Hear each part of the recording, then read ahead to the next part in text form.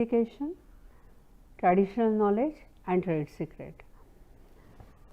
One which is like specific to that geography. Next is particular to business, trade, and it is a secret related to trade. The traditional knowledge, again it is a knowledge transferred from traditions and again restricted to particular community or a particular group, and then that way that particular know-how and skill is protected.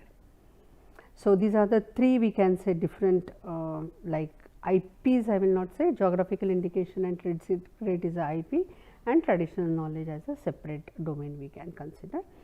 So, what we will do now that you you can just check here that check a geographical indication in your area, or maybe trade secret if it is sorry traditional knowledge, not trade secret, traditional